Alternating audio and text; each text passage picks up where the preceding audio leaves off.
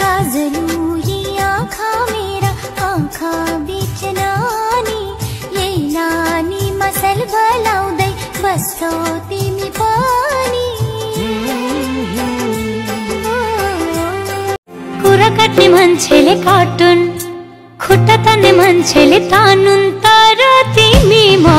छुट्नु भएन